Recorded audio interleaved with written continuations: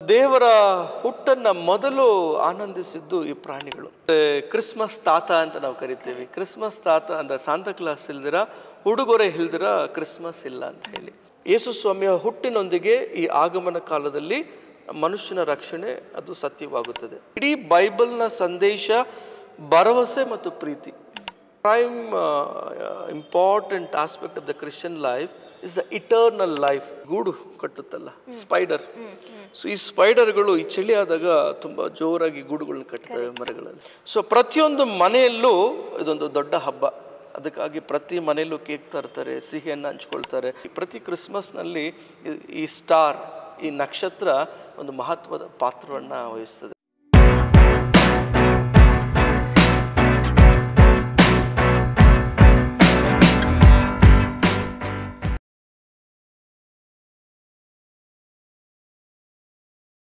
ನಮಸ್ಕಾರ. ಹಂಸ ಟಿವಿಯಿಂದ ಮತ್ತು mic drop team ಕಡೆಯಿಂದ ಸರ್ವರಿಗೂ ಮೆರಿ ಕ್ರಿಸ್ಮಸ್, ಕ್ರೈಸ್ತ ಜಯಂತಿಯ ಶುಭಾಶಯಗಳು. ಇವತ್ತು ನಾವಿದ್ದೀವಿ ಹೋಲಿ ಟ್ರಿನಿಟಿ ಚರ್ಚ್, ಸಹಕಾರ ನಗರದಲ್ಲಿ. ಕ್ರಿಸ್ಮಸ್ ರಿಚುವಲ್ಸ್, ಕ್ರಿಸ್ಮಸ್ ಬಗ್ಗೆ ಇಂಟ್ರೆಸ್ಟಿಂಗ್ ಫ್ಯಾಕ್ಟ್ಸನ್ನು ತಿಳಿದುಕೊಳ್ಳೋಣ ಬನ್ನಿ. ನಮ್ಮ ಮೈಕ್ ಡ್ರಾಪ್ ಕಾರ್ಯಕ್ರಮಕ್ಕೆ ಫಾದರ್ ವಿನ್ಸೆಂಟ್ ಕಿರಣ್ ಅವ್ರನ್ನ ಸ್ವಾಗತಿಸೋಣ.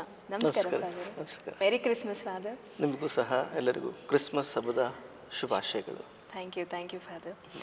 ಈ ಕ್ರಿಸ್ಮಸ್ ದಿನ ನಿಮ್ಮನ್ನು ಬಂದು ಭೇಟಿ ಮಾಡಿ ಜೀಸಸ್ ಅವ್ರ ಬ್ಲೆಸ್ಸಿಂಗ್ಸ್ ತೊಗೊಳೋದಕ್ಕೆ we are very much blessed. Thank you so much for the opportunity father. Welcome father. ಈ ಕ್ರಿಸ್ಮಸ್ ಅನ್ನೋದಕ್ಕೆ we know it as the Christ birthday, but Christmas ಅನ್ನೋದು ಆ್ಯಕ್ಚುಲಿ ಏನು, ಅದರ ಸಿಗ್ನಿಫಿಕೆನ್ಸ್ ಏನಿದೆ ಫಾದರ್? ಕ್ರಿಸ್ಮಸ್ ಅನ್ನೋದು ಕ್ರಿಸ್ತನ ಒಂದು ಹುಟ್ಟುಹಬ್ಬವನ್ನು ಕೊಂಡಾಡೋದು. ಇದು ಕೇವಲ ಕ್ರೈಸ್ತರಿಗೆ ಮಾತ್ರವಲ್ಲ, ಇಡೀ ಪ್ರಪಂಚದ ಎಲ್ಲ ಜಾತಿ, ಧರ್ಮ, ಭಾಷೆ, ಎಲ್ಲೆಯನ್ನು ಮೀರಿ ಪ್ರತಿಯೊಬ್ಬರೂ ಕೊಂಡಾಡುವಂಥ ಒಂದು ಹಬ್ಬ ಈ ಕ್ರಿಸ್ತ ಜಯಂತಿ, ಕ್ರಿಸ್ತನ ಹುಟ್ಟುಹಬ್ಬ. ಈ ಕ್ರಿಸ್ತನ ಹುಟ್ಟುಹಬ್ಬ ಮಾನವದ ಕುಲದ ರಕ್ಷಣೆ ಎಂಬುದಾಗಿ ಪ್ರತಿಯೊಬ್ಬರು ನಂಬ್ತಾರೆ. ವಿಶೇಷವಾಗಿ ಕ್ರೈಸ್ತರು ಅದನ್ನು ಆಳವಾಗಿ ನಂಬ್ತಾರೆ. ಅದಕ್ಕಾಗಿ ಈ ಹಬ್ಬವನ್ನು ಪ್ರತಿಯೊಬ್ಬ ಕ್ರೈಸ್ತರು ಒಂದು ಮನೆಯ ಹಬ್ಬವಾಗಿ, ಒಂದು ದೊಡ್ಡ ಹಬ್ಬವಾಗಿ ಕೊಂಡಾಡ್ತಾರೆ. ಇದಕ್ಕಿರೋ ಇಂಪಾರ್ಟೆನ್ಸ್ ಅನ್ಬೋದು. ಈಗ 24ನೇ ತಾರೀಕು, ಡಿಸೆಂಬರ್ 24ನೇ ತಾರೀಕು ಕ್ರಿಸ್ಮಸ್ ಈವ್ ಅಂತೀರ. ಅದು ಹೇಗೆ, ಲೈಕ್ 24th ಏನು ಮಾಡ್ತಾರೆ, 25th ಏನು ಮಾಡ್ತಾರೆ, ರಿಚುವಲ್ಸ್ ಏನಿದೆ ಫಾದರ್? ರಿಚುವಲ್ಸ್ ಅಂದರೆ ಸಾಂಗ್ಯಗಳು ಅಂತ ನಾವು ಕನ್ನಡದಲ್ಲಿ ಹೇಳ್ತೀವಿ. ಅದನ್ನು ಏನಕ್ಕೆ ಕ್ರಿಸ್ಮಸ್ 24ನೇ ತಾರೀಕು ಅಂತ ಅಂದರೆ, ಆದಿ ಕ್ರೈಸ್ತ ಧರ್ಮಸಭೆಯಿಂದ ಕ್ರಿಸ್ತ ಹುಟ್ಟಿದ್ದು ಆ ದಿನ ಅಂತ ಹೇಳಿ ನಂಬ್ತೀವಿ. ಅಂದರೆ 24ನೇ ತಾರೀಕು ಮಧ್ಯರಾತ್ರಿ 12ನೇ ಗಂಟೆಗೆ ಯೇಸು ಕ್ರಿಸ್ತ ಜನನ ಆಗುತ್ತೆ. ಅಲ್ಲಿಂದ ನಮ್ಮ ಧಾರ್ಮಿಕ ಕಾರ್ಯಕ್ರಮದಲ್ಲಿ ಸಹ ಬಲಿಪೂಜೆ ಅಂತ ನಾವು ಕರಿತೀವಿ. ಬಲಿಪೂಜೆ ಅಂದರೆ ಬಲಿ ಅರ್ಪಣೆ. ಆ ಬಲಿ ಅರ್ಪಣೆಯಲ್ಲಿ ವಿಶೇಷವಾಗಿ ಕ್ರಿಸ್ತನ ಜನನದ ಹುಟ್ಟಿನ ಬಗ್ಗೆ ದೇವರ ವಾಕ್ಯಗಳನ್ನು ನಾವು ಧ್ಯಾನಿಸ್ತೇವೆ. ಮತ್ತು ಸಕಲ ಜನರ ಶಾಂತಿಗಾಗಿ ಈ ಕ್ರಿಸ್ತ ಹುಟ್ಟಿದ್ದು ಪ್ರೀತಿ, ಕ್ರಿಸ್ತ ತಂದಿದ್ದು ಜಗಕ್ಕೆ ಪ್ರೀತಿ ಎಂಬುದಾಗಿ.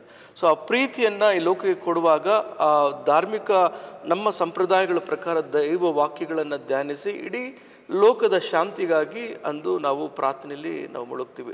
ಮಧ್ಯರಾತ್ರಿಯಿಂದ ನಾವು ಬಲಿಪೂಜೆ ಅಂದರೆ ಪ್ರಾರ್ಥನೆಗಳನ್ನು ಮಾಡೋದ್ರ ಮುಖಾಂತರ, ದೇವರ ವಾಕ್ಯಗಳನ್ನು ಕೇಳೋದ್ರ ಮುಖಾಂತರ ಇಡೀ ಲೋಕಕ್ಕೆ ದೇವರು ಶಾಂತಿಯನ್ನು ಕೊಡಲಿ ಮತ್ತು ಒಳ್ಳೆಯದನ್ನು ಮಾಡಲಿ ಎಂಬುದಾಗಿ ಆ ಪ್ರಾರ್ಥನಾ ಕಾರ್ಯವನ್ನು ನಾವು ಮಾಡ್ತೀವಿ ರಾತ್ರಿ ಅಂದು. ಈಗ ಕ್ರೈಸ್ತರಿಗೆ ಬೈಬಲ್ ಅನ್ನುವುದು ಎಷ್ಟು ಇಂಪಾರ್ಟೆಂಟ್ ಆಗುತ್ತೆ? ಬೈಬಲ್ ಮಹತ್ವ ಏನು? ಬೈಬಲ್ ಮಹತ್ವ ಎಂದರೆ ಕ್ರಿಸ್ತನ ಹುಟ್ಟು ಎಂಬುದೇ ಒಂದೇನಂತಾರೆ ಪ್ರೀತಿಯ ಸಂಕೇತ. ಇಡೀ ಬೈಬಲ್ನ ಸಂದೇಶ ಭರವಸೆ ಮತ್ತು ಪ್ರೀತಿ. ಆರಂಭದಿಂದ ಬೈಬಲ್ನಲ್ಲಿ 2 ಭಾಗಗಳಿವೆ. ಒಂದು ಹಳೆಯ ಒಡಂಬಡಿಕೆ, ಇನ್ನೊಂದು ಹೊಸ ಒಡಂಬಡಿಕೆ. ಹಳೆಯ ಒಡಂಬಡಿಕೆಯಲ್ಲಿ ಯಾವ ರೀತಿ ಕ್ರಿಸ್ತ ಈ ಲೋಕಕ್ಕೆ ಹುಟ್ಟಿ ಬರ್ತಾರೆ, ದೇವರು ಈ ಲೋಕವನ್ನು ಎಷ್ಟಾಗಿ ಪ್ರೀತಿ ಮಾಡ್ತಾರೆ.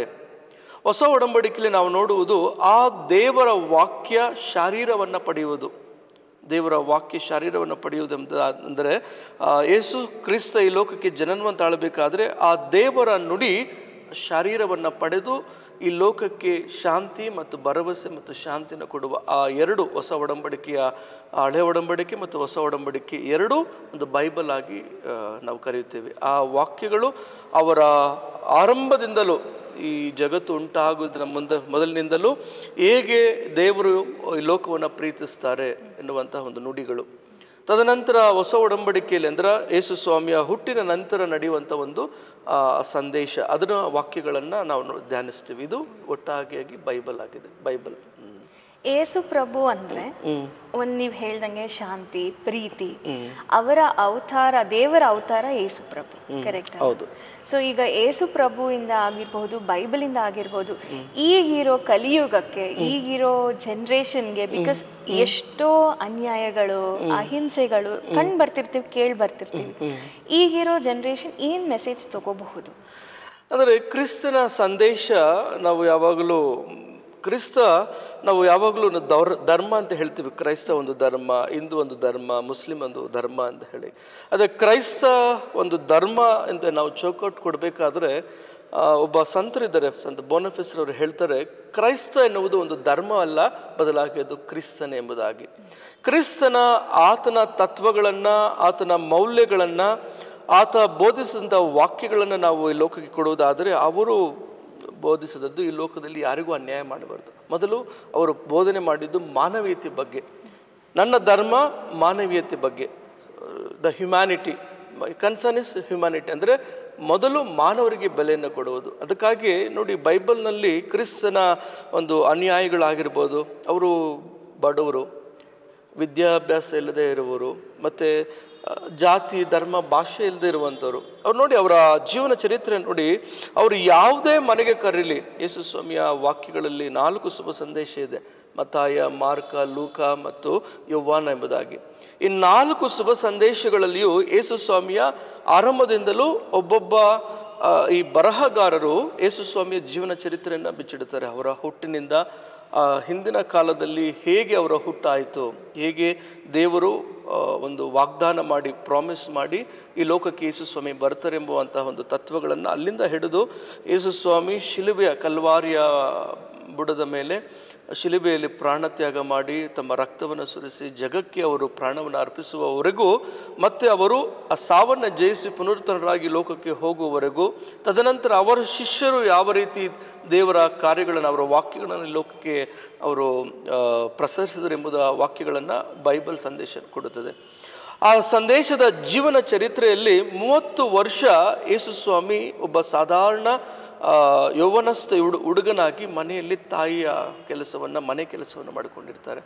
ತದನಂತರ 31ನೇ ವರ್ಷದಿಂದ 33ನೇ ವರ್ಷದವರೆಗೂ ಈ ಲೋಕದ ಉದ್ಧಾರದ ಕಾರ್ಯದ ಬಗ್ಗೆ ಅವರು ಯೋಚನೆ ಮಾಡ್ತಾರೆ.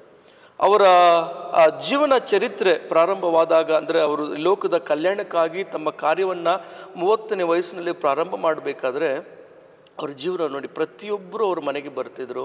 ಪ್ರತಿಯೊಬ್ಬರು ಅವ್ರು ಯಾರ್ಯಾರು ನಮ್ಮ ಮನೆಗೆ ಬನ್ನಿ ಸ್ವಾಮಿ, ನಮ್ಮ ಮನೆಗೆ ಬನ್ನಿ ಗುರುಗಳೇ ಅಂತ ಕರೆದಾಗ, ಅವರು ಶ್ರೀಮಂತ ಅಂತ ಯಾರನ್ನೂ ನೋಡಲಿಲ್ಲ, ಬಡವ ಅಂತ ಯಾರನ್ನು ನೋಡಲಿಲ್ಲ, ಜಾತಿ ಅದು ನನ್ನ ಜಾತಿಗೆ ಸೇರಿದವನು, ನನ್ನ ಭಾಷೆ ಮಾತನಾಡು ಅಂತ ಹೇಳಿಲ್ಲ. ಅವರು ಪಾಪಿಗಳಾಗಿದ್ದರು, ಸುಂಕ ವಸೂಲಿಗಾರರಾಗಿದ್ದರು, ವೇಶ್ಯ ಮನೆಗಳಿಗೆ ಹೋಗ್ತಿದ್ರು, ಎಲ್ಲರ ಮನೆಗೂ ಹೋಗ್ತಿದ್ರು.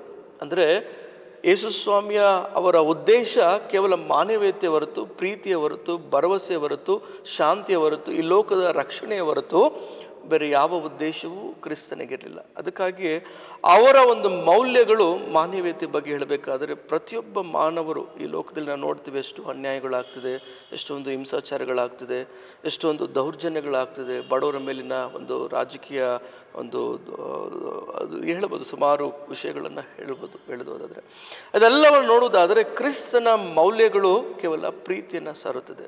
ಅಂದರೆ ಮಾನವನ ಪ್ರೀತಿಸಿ, ನೆರೆಹೊರೆಯನ್ನು ಪ್ರೀತಿಸಿ, ಕ್ಷಮಿಸಿ, ಎಷ್ಟು ಸರಿಸಿ ಕ್ಷಮಿಸಬೇಕು, ಕ್ಷಮೆಗೆ ಎಲ್ಲೇ ಇಲ್ಲ ಅನ್ನಂತ ಹೇಳುವಂಥ ಒಬ್ಬ ಮಹಾನ್ ದೇವ ಕ್ಷಮೆಯ ಮುಖಾಂತರ ಇಡೀ ಲೋಕವನ್ನು ಅವರು ಜಯಿಸ್ತಾರೆ. ಸೊ ಅದು ಪ್ರತಿಯೊಬ್ಬ ಮಾನವರು ಅದನ್ನು, ಅವರ ಮೌಲ್ಯಗಳನ್ನು ಅನುಸರಿಸೋದಾದರೆ ಖಂಡಿತ ಈ ಲೋಕದಲ್ಲಿ ಇನ್ನೂ ಹೆಚ್ಚು ಶಾಂತಿಯನ್ನು, ಪ್ರೀತಿಯನ್ನು, ಒಂದು ದೈವ ಸಾಮ್ರಾಜ್ಯವನ್ನು ನಾವು ಭೂಲೋಕದಲ್ಲಿ ನೋಡ್ಬೋದು. ನಾವು ಮುಂಚೆ ತರ ಸತ್ಯಯುಗದಲ್ಲಿರೋ ಖುಷಿ ಆಗಿರ್ಬೋದು, ಸಂರಕ್ಷಣೆ, ಪ್ರೊಟೆಕ್ಷನ್ ಅನ್ನೋದನ್ನ ಇದು ನಮಗೆ ಬೋಧಿಸ್ತಾರೆ.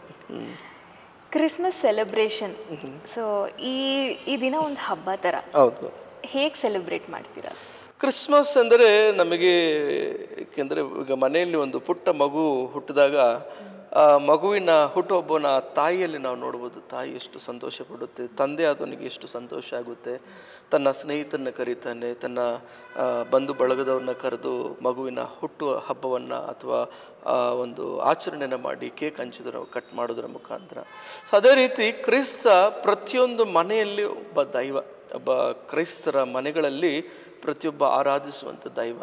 ಸೊ ಪ್ರತಿಯೊಂದು ಮನೆಯಲ್ಲೂ ಇದೊಂದು ದೊಡ್ಡ ಹಬ್ಬ. ಅದಕ್ಕಾಗಿ ಪ್ರತಿ ಮನೆಯಲ್ಲೂ ಕೇಕ್ ತರ್ತಾರೆ, ಸಿಹಿಯನ್ನು ಹಂಚ್ಕೊಳ್ತಾರೆ. ಕೇವಲ ತಮ್ಮ ಮಗುವಿನ ಹುಟ್ಟುಹಬ್ಬವನ್ನು ಕೊಂಡಾಡಬೇಕಾದ್ರೆ ಕೇವಲ ನಾವು ತಿಂದು ಚೆನ್ನಾಗಿರುವಂತಲ್ಲ, ಪರರಿಗೂ ಹಂಚಿ ತಿಂತಾರೆ. ಸೊ ಅದುವೇ ಈ ಹಬ್ಬದ ಒಂದು ವಿಶಿಷ್ಟ. ಪ್ರತಿಯೊಬ್ಬರಿಗೂ ಹಂಚಿ ತಿನ್ನುವುದು, ಆ ಸಿಹಿಯನ್ನು ಕೊಟ್ಟು ಸಂತೋಷ ಪಡುವುದು.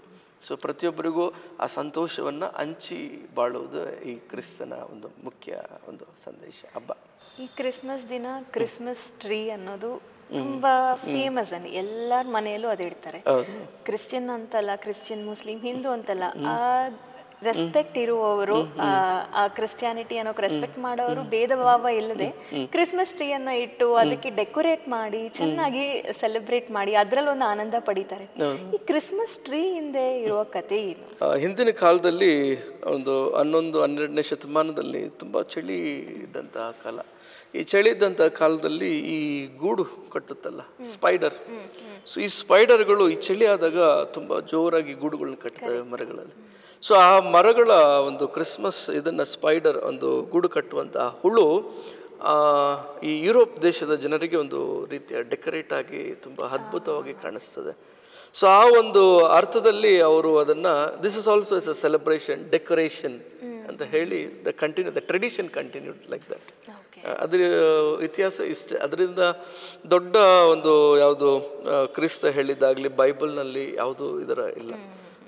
This is only A tradition ಅಂತ ಹೇಳಿದ್ರೆ ಯುರೋಪ್ ದೇಶಗಳಲ್ಲಿ ಚಳಿಗಾಲದಲ್ಲಿ ಈ ಗೂಡು ಕಟ್ಟುವಂಥ ಹುಳ ಕಟ್ಟಿದಂಥ ಒಂದು ಗೂಡು ಒಂದು ಅದ್ಭುತವಾಗಿ ಒಂದು ಇನ್ಸ್ಪೈರ್ ಆಗುತ್ತೆ ಜನರಿಗೆ.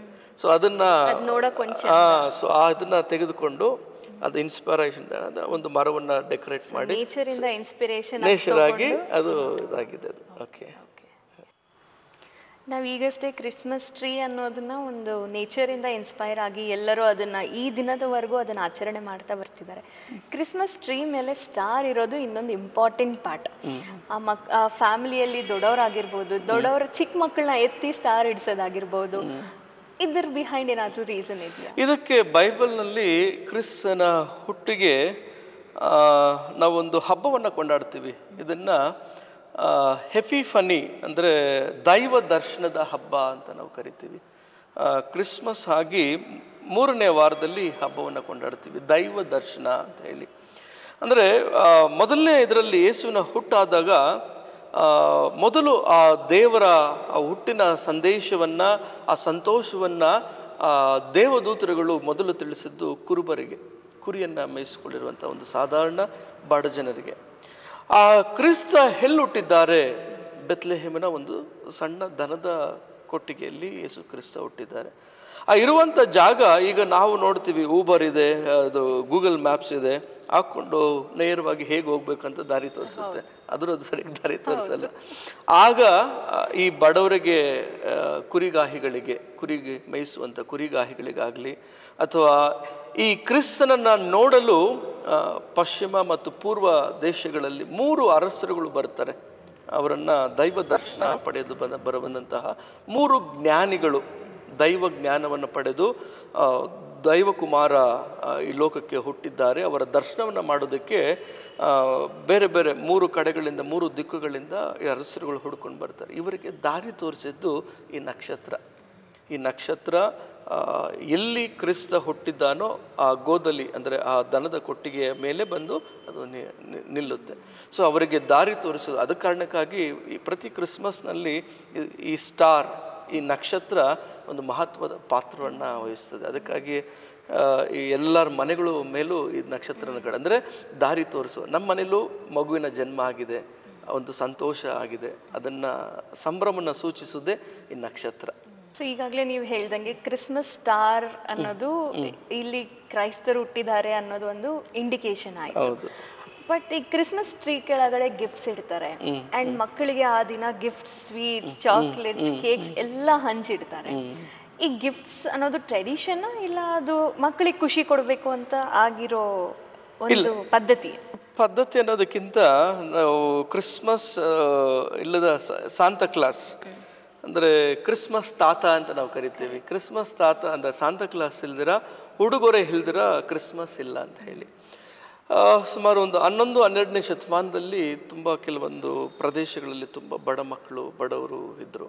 ಸೊ ಈ ಸಮಯದಲ್ಲಿ ನಿಕೋಲಸ್ ಎನ್ನುವಂಥ ಒಬ್ಬ ಸಂತ, ಕ್ರೈಸ್ತ ಧರ್ಮ ಒಬ್ಬ ಧರ್ಮ ಗುರು ಅಥವಾ ಧರ್ಮಾಧ್ಯಕ್ಷರಾಗಿದ್ದರು.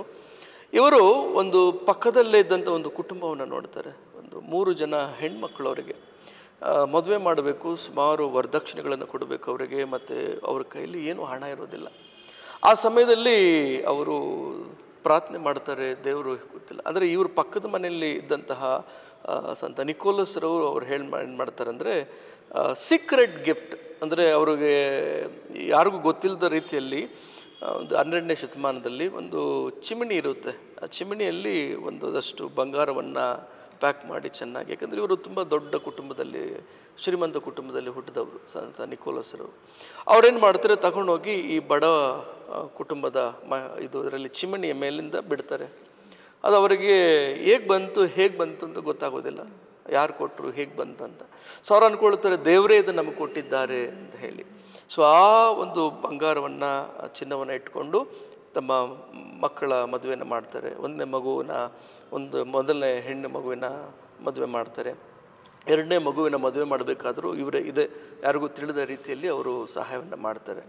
3ನೇ ಸಾರಿ ಮಾಡಬೇಕಾದ್ರೆ ಇದು ಹೇಗೆ ಬಂತು, ಯಾರು ಕೊಡ್ತಿದ್ದಾರೆ ಅಂತ ಹೇಳಬೇಕಾದ್ರೆ ಆಗ ಗೊತ್ತಾಗುತ್ತೆ ಅದು ಇವರು ಪಕ್ಕದಲ್ಲಿದ್ದಂಥ ಸಂತ ನಿಕೋಲಸ್ಸರು ಕೊಡ್ತಾರೆ ಅಂತ ಹೇಳಿ.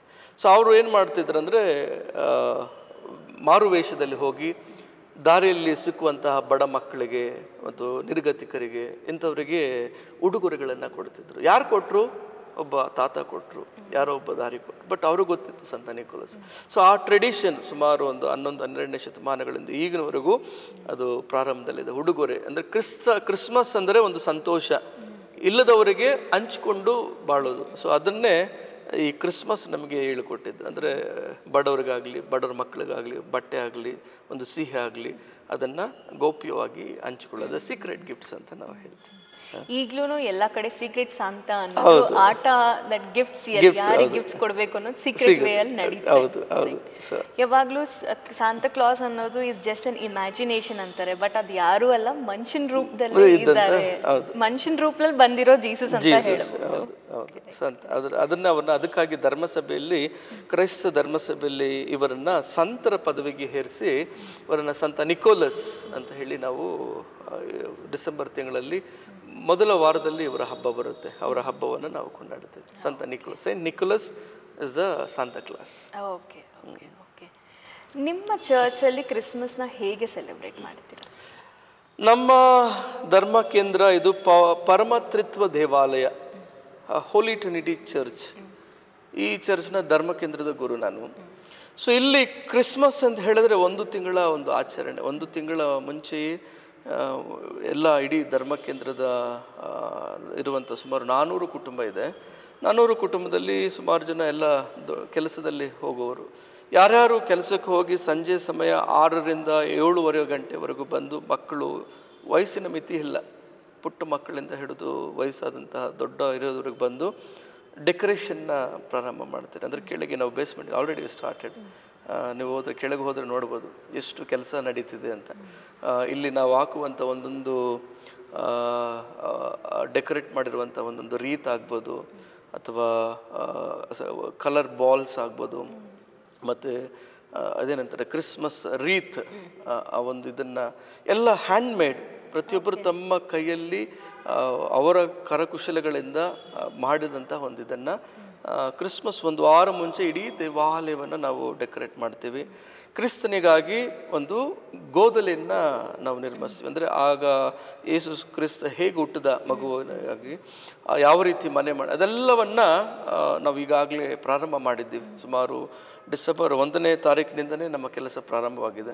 ಇನ್ನೇನು ಕ್ರಿಸ್ಮಸ್ಗೆ 2-3 ದಿನ ಇರಬೇಕಾದ್ರೆ ಎಲ್ಲ ದೇವಾಲಯಕ್ಕೆ ಬರುತ್ತೆ. ಎಲ್ಲ ಕೆಳಗೆ ಸಿದ್ಧವಾಗಿರುವಂಥ ಒಂದು ಕ್ರಿಬ್ ಆಗ್ಬೋದು, ಗೂಡಾಗ್ಬೋದು, ಗೋದಲೆ ಆಗ್ಬೋದು, ಮತ್ತು ಇಡೀ ತೋರಣಗಳಿಂದ ಇಡೀ ದೇವಾಲಯ ಮತ್ತು ಎಲ್ಲ ದೀಪಾಲಂಕಾರಗಳಿಂದ ಮತ್ತು ನಕ್ಷತ್ರಗಳು ಎಲ್ಲ ನಾವು ಹ್ಯಾಂಡ್ ಮೇಡ್ ಇಲ್ಲಿ ಇದರ ಕೈಯಲ್ಲಿ ತಯಾರಿ ಮಾಡಿ ಇಲ್ಲೇ ಪ್ರೀತಿಯಿಂದ ಎಲ್ಲ ಮಾಡ್ತಾರೆ. ಹೌದು. ಸೊ ಅದಕ್ಕಾಗಿ ಇದನ್ನು ನಾವು ಪರಮತ್ರಿತ್ವ ಅಂದರೆ ಪಿತಾ ಸುತ ಮತ್ತು ಪವಿತ್ರಾತ್ಮ, ಇದು ಕ್ರೈಸ್ತ ಧರ್ಮಸಭೆಯ ಒಂದು ಆ ತಿರುಳು ಮೇನ್. ಸೊ ಇದಕ್ಕಾಗಿ ಏನಂತಾರೆ one God in 3 persons, Father, Son and the Holy Spirit. ಅದಕ್ಕೆ ಆ ಒಂದು ಹೆಸರನ್ನು ಹೊಂದಿರುವುದು ಈ ಧರ್ಮ ಕೇಂದ್ರ, ಹೋಲಿ ಟ್ರಿನಿಟಿ, ಪರಮತ್ರಿತ್ವ. ಸೊ ಅದರಲ್ಲಿ 3 ವ್ಯಕ್ತಿಗಳಲ್ಲಿ 2ನೇ ವ್ಯಕ್ತಿ ಕ್ರಿಸ್ತ. So is a part of god. Jesus ಅವರು ಹುಟ್ಟಿದ್ದು ನೇಚರಲ್ಲಿ, ಅವ್ರ ಸುತ್ತೂರ ಶೆಪರ್ಡ್ಸ್ ಫ್ಯಾಮಿಲಿ ಅಂತ ಏನು ಹೇಳ್ತೀವೋ ಅದೇ ರೀತಿ ಅವರು ಪ್ರಾಣಿಗಳಿಗೂ ಅದೇ ಪ್ರಾಮುಖ್ಯತೆ ಕೊಡ್ತಿದ್ರು.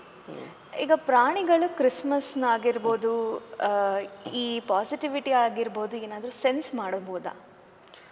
ಖಂಡಿತವಾಗಿ. ಏಕೆಂದರೆ ದೇವರ ಸೃಷ್ಟಿಯಲ್ಲಿ ಕೇವಲ ಮನುಷ್ಯರು ಮಾತ್ರ ದೇವರ ಸೃಷ್ಟಿಯಲ್ಲ, ಪ್ರತಿಯೊಂದು ಪ್ರಾಣಿ, ಪಕ್ಷಿ, ಕೀಟ ಎಲ್ಲವೂ ದೇವರ ಸೃಷ್ಟಿನೇ. ದೇವರ ಹುಟ್ಟನ್ನು ಮೊದಲು ಆನಂದಿಸಿದ್ದು ಈ ಪ್ರಾಣಿಗಳು. ಏಕೆಂದರೆ ಕ್ರಿಸ್ತ ಹುಟ್ಟಿದ್ದು ದನದ ಕೊಟ್ಟಿಗೆಯಲ್ಲಿ. ದನದ ಕೊಟ್ಟಿಗೆಯಲ್ಲಿ ಹುಟ್ಟಬೇಕಾದ್ರೆ ಅಲ್ಲಿದ್ದಂತಹ ದನ, ಕರುಗಳು ಮತ್ತು ಕುರಿಗಳು ಮೊದಲು ಆರಾಧಿಸಿದ್ದು ಈ ದೈವಕುಮಾರನನ್ನು. ಅದಕ್ಕಾಗಿ ಮೊದಲು ದೇವರ ದರ್ಶನದ ಭಾಗ್ಯ ಸಿಕ್ಕಿದ್ದು ಈ ಪ್ರಾಣಿಗಳಿಗೆ. ಅದಕ್ಕಾಗಿ ಅವರು ಸಹ ಮೊದಲು ಏನಂತಾರೆ ದೇವರ ಪ್ರೀತಿಯನ್ನು, ರಕ್ಷಕನನ್ನು, ಏಕೆಂದರೆ ಇಡೀ ಬೈಬಲ್ನಲ್ಲಿ ಆರಂಭದಿಂದ ಕೊನೆಯವರೆಗೂ ಸುಮಾರು ಪ್ರವಾದಿಗಳು ಕ್ರಿಸ್ತನ ಜನನದ ಬಗ್ಗೆ ಪ್ರಬೋಧನೆಯನ್ನು ಮಾಡ್ತಾರೆ. ಕ್ರಿಸ್ತ ಹುಟ್ಟುತ್ತಾನೆ, ಮಾನವ ಕುಲದ ರಕ್ಷಣೆ. ಕ್ರೈಸ್ತ ಧರ್ಮದ ಈಗಿನ ಆದಿ ತಿರುಳು, one of the prime important aspect of the Christian life is the eternal life. ಅಂದರೆ ನಿರಂತರ ಶಾಶ್ವತವಾದ ಜೀವನ. ಈ ದೇಹಕ್ಕೆ ಸಾವು ಇದೆ, ಅದರ ಆತ್ಮಕ್ಕೆ ಸಾವಿಲ್ಲ ಅನ್ನೋದು ಕ್ರೈಸ್ತ ಧರ್ಮದ ತಿರುಳು. ಒಂದು ಆಳವಾಗಿ ನಂಬುವಂಥ ಪ್ರತಿಯೊಬ್ಬ ಕ್ರಿಸ್ತನು ನಂಬುವಂಥ ಒಂದು ತಿರುಳು. ಅಂದರೆ ದರ್ ಇಸ್ ಇಟರ್ನಲ್ ಲೈಫ್. ಯೇಸು ಸ್ವಾಮಿ ಲೋಕಕ್ಕೆ ಬಂದದ್ದು ಶಾಶ್ವತ ಜೀವನವನ್ನು ಕೊಡಲು, ಇಟರ್ನಲ್ ಲೈಫ್. ಅದಕ್ಕಾಗಿ ಈ ಕ್ರೈಸ್ತ ಈ ಲೋಕಕ್ಕೆ ಬಂದಾಗ ಈ ಪ್ರಾಣಿಗಳು ಆ ದೇವರ ಪ್ರೀತಿಯನ್ನು ಸವಿದದ್ದು ಮೊದಲು ಪ್ರಾಣಿ ಪಕ್ಷಿಗಳು ವಿಶೇಷವಾಗಿ. ಅದಕ್ಕಾಗಿ ಈ ಪ್ರಾಣಿ ಪಕ್ಷಿಗಳ ಮೇಲೆ ಒಂದು ಆಳವಾದಂಥ ಪ್ರೀತಿ ಇರ್ತದೆ. ಅವರು ಹುಟ್ಟಿದ್ದು ಒಂದು ದನದ ಕೊಟ್ಟಿಗೆಯಲ್ಲಿ. ಏಕೆಂದರೆ ಇಡೀ ಬೈಬಲ್ನಲ್ಲಿ ನಾವು ನೋಡಿದ ಹಾಗೆ ದೇವರ ಹುಟ್ಟಿಗಾಗಿ ಕಾಯ್ತಿದ್ದು ಎಷ್ಟೋ ಪ್ರವಾದಿಗಳು. ಅದಕ್ಕಾಗಿ ದೈವ ವಾಕ್ಯಗಳು ಹೇಳ್ತೇವೆ ಶುಭ ಸಂದೇಶದಲ್ಲಿ, ಹೊಸ ಒಡಂಬಡಿಕೆಯಲ್ಲಿ ಕ್ರಿಸ್ತನ ಜನನ ನಂತರ ಆ ಪುಟ್ಟ ಕಂದನ ನೋಡಿದಂಥ ಎಷ್ಟೋ ಜನರು ಹೇಳ್ತಾರೆ, ಇಂದು ನನ್ನ ಜನ್ಮ ಸಾರ್ಥಕವಾಯಿತು. ಏಕೆಂದರೆ ಎಷ್ಟೋ ಸಾವಿರಾರು ಜನ್ಮಗಳಿಂದ, ಸಾವಿರಾರು ವರ್ಷಗಳಿಂದ ಈ ಕ್ರಿಸ್ತನ ಹುಟ್ಟಿಗಾಗಿ ನಾವು ಕಾಯ್ತಿದ್ವಿ, ಅವರ ದರ್ಶನ ನಮಗೆ ಸಿಕ್ಕಿಲ್ಲ. ಆ ದರ್ಶನ ನಮಗೆ ಸಿಕ್ಕಿದಾಗ ಆಗುವಂಥ ಆನಂದ, the salvation is seen in my eyes, ನನ್ನ ಕಣ್ಣುಗಳು ದೇವರ ಒಂದು ಪ್ರಸನ್ನತೆಯನ್ನು ನೋಡಿದೆ ಎನ್ನುವಂಥ ಆನಂದದಲ್ಲಿ ಹೋಗ್ತದೆ. ಅದಕ್ಕೆ ಆ ಆನಂದ ಮೊದಲು ಪಡೆದದ್ದು ಈ ಪ್ರಾಣಿಗಳು, ದನಗಳಾಗ್ಬೋದು, ಕುರಿಗಳಾಗ್ಬೋದು, ದನದ ಕೊಟ್ಟಿಗೆಯಲ್ಲಿದ್ದಂತಹ ಪ್ರಾಣಿ ಪಕ್ಷಿಗಳಾಗ್ಬೋದು. ಅದಕ್ಕಾಗಿ ದ ಪ್ರೈಮ್ ವಿ ಗಿವ್. ಇನ್ನೊಂದು, ಮನುಷ್ಯರಿಗೆ ಗೊತ್ತಾಗೋದಕ್ಕಿಂತ ಮುಂಚೆ ಪ್ರಾಣಿಗಳಿಗೆ they will know the supernatural power. ಹೌದು, any natural calamities they know the first. ಅವರಿಗೆ ಏನೇ ಮಿಸ್ಟೀರಿಯಸ್, ಒಳ್ಳೇದಾಗಿರ್ಬೋದು ಕೆಟ್ಟದಾಗಿರ್ಬೋದು, they will be the first ones to sense. ಹೌದು. ನಿಮ್ಮ ಈ ಎಕ್ಸ್ಪೀರಿಯನ್ಸ್ ಆಗಿರ್ಬೋದು, ನಿಮ್ಮ ಲೈಫ್ ಟೈಮಲ್ಲಿ ಆಗಿರ್ಬೋದು, ನಿಮ್ಮ ಫೇವ್ರೆಟ್ ಕ್ರಿಸ್ಮಸ್ ರಿಚುವಲ್ ಯಾವುದು? ನಿಮಗೆ ಇಷ್ಟವಾಗಿರೋ ರಿಚುವಲ್ ಯಾವುದು? ರಿಚುವಲ್ ಅಂದರೆ ಅದು ರಾತ್ರಿ ಬಲಿಪೂಜೆ. ನಾವು ಅರ್ಪಿಸುವಂತಹ ಆ ಒಂದು ಬಲಿಪೂಜೆ, ರಾತ್ರಿ ಬಲಿಪೂಜೆ ಪ್ರತಿಯೊಬ್ಬ ಕ್ರೈಸ್ತ ಧರ್ಮ ಗುರುವಿಗೆ ಕೊಡುವಂಥ ಒಂದು ಶ್ರೇಷ್ಠವಾದ ಆನಂದ. ಒಂದು ಕ್ರಿಸ್ತ ಹುಟ್ಟಿದಾಗ, ಇನ್ನೊಂದು ಈಸ್ಟರ್, ಆತ ಪುನರುತ್ಥಾನವಾಗುವಂಥ ಒಂದು ಅರ್ಪಿಸುವಂಥ ಒಂದು ಬಲಿಪೂಜೆ ಒಬ್ಬ ಧರ್ಮ ಗುರುವಿಗೆ ಕೊಡುವಂಥ ಒಂದು ಶ್ರೇಷ್ಠ ಆನಂದ. ನೋಡಿ, ಈಗ ಕ್ರಿಸ್ತನ ಹುಟ್ಟಾಗ್ಬೋದು, ಇದನ್ನು ನಾವು ಇನ್ಕಾರ್ನೇಷನ್ ಅಂದರೆ ದ ವರ್ಲ್ಡ್ ಬಿಕಮಿಂಗ್ ಫ್ಲೆಶ್, ದೇವರ ವಾಕ್ಯ ಶರೀರವನ್ನು ಪಡೆಯುವುದು. ಇದನ್ನು ನಾವು ಸುಮಾರು 1 ತಿಂಗಳು 4 ವಾರ ಇದನ್ನು ಆಚರಿಸ್ತೀವಿ. ಇದನ್ನು ಆಗಮನ ಕಾಲ ಅಂತ ಕರಿತೀವಿ. ಪೂಜಾ ವಿಧಿಯ ಪಂಚಾಂಗದಲ್ಲಿ ನಾವು ಆಚರಿಸುವ ಪ್ರತಿಯೊಬ್ಬ ಧರ್ಮ ಗುರು ಆಚರಿಸುವಂಥ ಒಂದು ಪೂಜಾ ವಿಧಿಯ ಪಂಚಾಂಗದಲ್ಲಿ ಒಂದು ಸಾಧಾರಣ ಕಾಲ, ಆಗಮನ ಕಾಲ ಪಾಸ್ಕ ಕಾಲ ಮತ್ತು ತಪಸ್ಸು ಕಾಲ ಅಂತ ಇರ್ತವೆ. ಈ ತಪಸ್ಸು ಕಾಲ ಮತ್ತು ಆಗಮನ ಕಾಲ ಒಂದು ತುಂಬ important days for every Christians life. ಪ್ರತಿಯೊಬ್ಬ ಕ್ರಿಸ್ತನಿಗೂ ತುಂಬ ಆಳವಾದಂತಹ ಒಂದು ಮುಖ್ಯವಾದಂತಹ ದಿನಗಳು, ಪ್ರಿಪರೇಷನ್ಸ್. ಈಗ ಪಾಸ್ಕ ತಪಸ್ಸು ಕಾಲದಲ್ಲಿ ಏನು ಮಾಡ್ತೀವಿ, 40 ದಿನ ಉಪವಾಸ ಇರ್ತಾರೆ. ನಾವು ವಿಭೂತಿ ಬುಧವಾರ ಅಂತ ಹೇಳ್ತೀವಿ, ಆಶ್ ವೆಡ್ನೆಸ್ಡೇಯಿಂದ ಈಸ್ಟರ್ವರೆಗೂ 40 ದಿನಗಳ ಕಾಲ ಒಬ್ಬ ಕ್ರೈಸ್ತ ವ್ಯಕ್ತಿ ಉಪವಾಸ ಪ್ರಾರ್ಥನೆಗಳನ್ನು ಮಾಡಿ ತದನಂತರ ಈಸ್ಟರನ್ನು ಆಚರಿಸ್ತೀವಿ. ಏನು ಈಸ್ಟರ್ ಅಂದರೆ ಪಾಸ್ಕ ಕಾಲ ಅಥವಾ ತಪಸ್ಸು ಕಾಲ ಅಂತ ಅಂದರೆ ಕ್ರಿಸ್ತನ ಪಾಡು, ಅವರ ಶಿಲುಬೆ, ಅವರ ಮರಣ ಮತ್ತು ಅವರ ಪುನರುತ್ಥಾನವನ್ನು ನಾವು ಧ್ಯಾನಿಸ್ತೀವಿ. ಆಗಮನ ಕಾಲ ಅಂದರೆ ಕ್ರಿಸ್ಮಸ್, ಕ್ರಿಸ್ತ ಜಯಂತಿ. ಆಗಮನ ಕಾಲದಲ್ಲಿಯೂ 4 ವಾರದಲ್ಲಿಯೂ ನಾವು ಕ್ರಿಸ್ತನ ಇನ್ಕಾರ್ನೇಷನ್.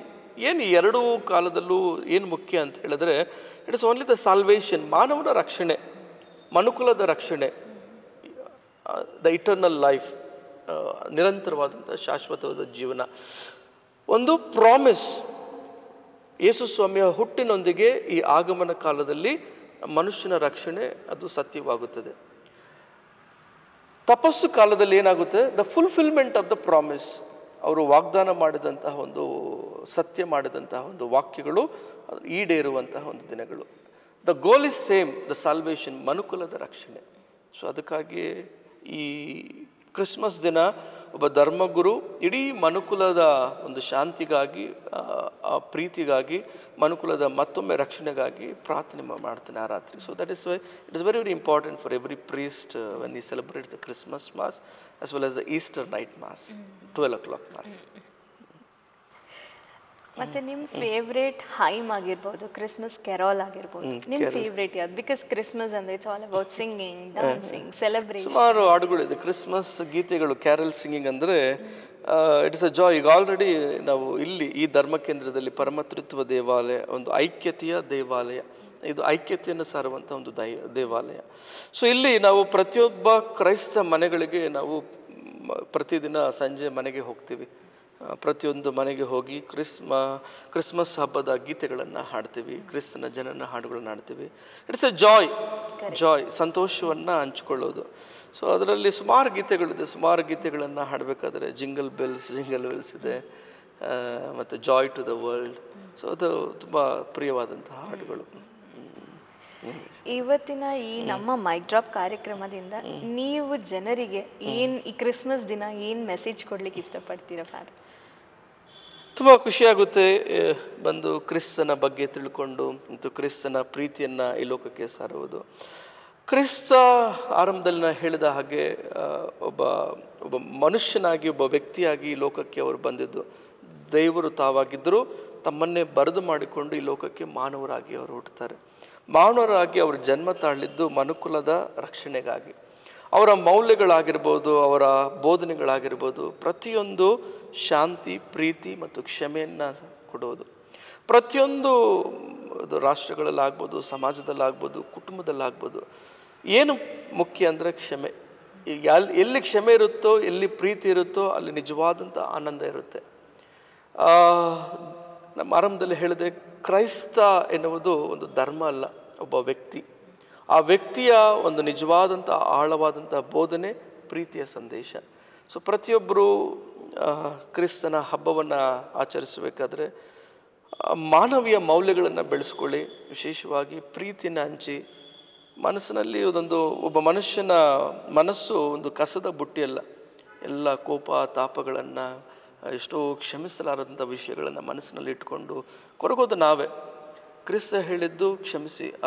ಶಿಲುಬೆ ಮೇಲೆ ಅವರ ಕೊನೆಯ ಬೋಧನೆ ಸಹ ಪ್ರತಿಯೊಬ್ಬರು ಇವರೇನು ಮಾಡ್ತಿದ್ದರು, ಆರ್ಯರು ಇವರನ್ನು ಕ್ಷಮಿಸ್ತೀನಿ ಅಂತ ಹೇಳಿ ಎಲ್ಲರನ್ನ ಕ್ಷಮಿಸಿದಂಥ ದೈವ. ಅದಕ್ಕಾಗಿ ಅವರು ಪುನರ್ಜೀವಂತರಾಗಿ ಲೋಕಕ್ಕೆ ಬಂದಾಗ ಸಂದೇಶವನ್ನು ಕೊಟ್ಟಿದ್ದು, ಹೋಗಿ ಪ್ರಪಂಚದ ಮೂಲೆ ಮೂಲೆಗೂ ಪ್ರೀತಿಯ ಸಂದೇಶವನ್ನು ಸಾರಿ ಅಂತ. ಯಾವುದು ಪ್ರೀತಿಯ ಸಂದೇಶ ಅಂದರೆ ಪ್ರೀತಿಯನ್ನು ಹಂಚಿ, ಎಲ್ಲರಿಗೂ ಕ್ಷಮೆಯನ್ನು ಕೋರಿ, ಎಲ್ಲರಿಗೂ ಪ್ರೀತಿಯಿಂದ ಸಹಬಾಳ್ವೆಯಿಂದ ಬಾಳಿ, ಮೊದಲು ಮಾನವರಿಗೆ ಗೌರವವನ್ನು ಕೊಡಿ ಎಂಬುದಾಗಿ.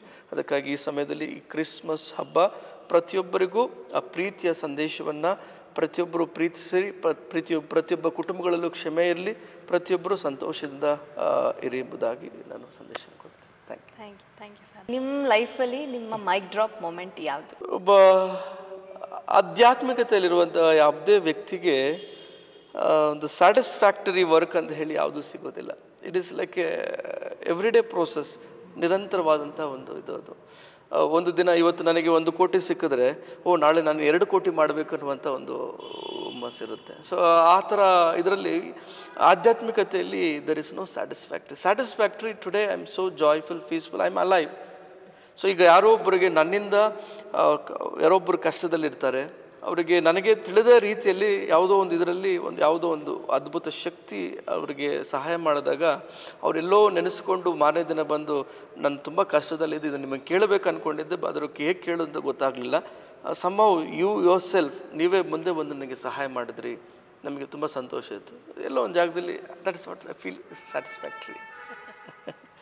ಇಟ್ ಈಸ್ ನಿರಂತರವಾದಂಥ ಒಂದು ಇದು, ಸಾಯೋವರೆಗೂ ಮನುಷ್ಯನನ್ನು ತೃಪ್ತಿ ಮಾಡಿಸೋದಕ್ಕಾಗೋದಿಲ್ಲ. It goes on. ಆಧ್ಯಾತ್ಮಿಕತೆಯಲ್ಲಿ ಅದೇ ರೀತಿ. But we are happy what we are today. Being a priest, Father, how does it feel to you? So priest means, yes, every priest I feel very proud. ತುಂಬ ಗೌರವವಾಗಿ ನಾವು feel ಮಾಡ್ತೀವಿ. ಯಾಕಂದರೆ ನಮ್ಮದು ಒಂದು ಸನ್ಯಾಸತ್ವ ಅಂದರೆ ಒಂಥರ ಆಜನ್ಮ ಬ್ರಹ್ಮಚಾರಿಗಳ ಥರ. ಅಂದರೆ it's a very long process. ಒಬ್ಬ ಕ್ರೈಸ್ತ ಧರ್ಮಗುರು, ಅದರಲ್ಲಿ ಕಥೋಲಿಕ ಧರ್ಮಗುರು ಆಗೋದು it's not A easy job. 17-18 ವರ್ಷಗಳ ಕಾಲ ತಪಸ್ಸು ಮಾಡಬೇಕಾತ. ಆತ ಹೋಗಿ ದ ಸೆಮಿನರಿ ಅಂತ ನಾವೇನಂತ ಕರಿತೀವಿ, ಗುರುಕುಲ. ಆ ಗುರುಕುಲದಲ್ಲಿ ಆರಂಭದಿಂದ ಆತನ ವಿದ್ಯಾಭ್ಯಾಸ ಆಗಿರ್ಬೋದು, ಆತನ ಮೋಸ್ಟ್ ಆಫ್ ದ ಪ್ರೀಸ್ಟ್ ಏನಾಗುತ್ತೆ ಅಂದರೆ ಲೋನ್ಲಿನೆಸ್. ಸೊ ಆತನ ನಿಜವಾದ ಸಂಗಾತ ಯಾರಂದರೆ ಯೇಸು ಕ್ರಿಸ್ತನೇ. ಸೊ ಇಲ್ಲಿ ಯಾವುದೇ ರೀತಿಯಂಥ ಒಂದು ಬೇರೆ ವೈಜ್ಞಾನಿಕ ಪ್ರಾಪಂಚಿಕ ಆಸೆಗಳನ್ನು ಬಿಟ್ಟು ಆತ ಬರಬೇಕು. ಆಡಂಬರದ ಜೀವನ ಇರೋದಿಲ್ಲ ಮತ್ತು ಲೌಕಿಕ ಆಸಪಾಶೆಗಳನ್ನು ಬಿಟ್ಟು ಆತ ಬಾಳಬೇಕಾಗುತ್ತೆ. ಸೊ ಇದರಲ್ಲಿ it gives a very satisfactory that ಎಲ್ಲ ಕುಟುಂಬಗಳು, ಈಗ ಒಂದು ಧರ್ಮ ಕೇಂದ್ರ ಅಂತ ಕೊಟ್ಟಾಗ ಪ್ರತಿಯೊಂದು ಧರ್ಮ ಕೇಂದ್ರದಲ್ಲೂ ಒಂದು 300 ಅಥವಾ 400 ಕುಟುಂಬಗಳಿರ್ತವೆ. ಪ್ರತಿಯೊಂದು ಕುಟುಂಬದಲ್ಲೂ ನಾವು ಮಕ್ಕಳಾಗಿ ಹೋಗ್ತೀವಿ, ಪ್ರತಿಯೊಂದು ಕುಟುಂಬ ನಮ್ಮ ಕುಟುಂಬ ಹೋಗುತ್ತೆ.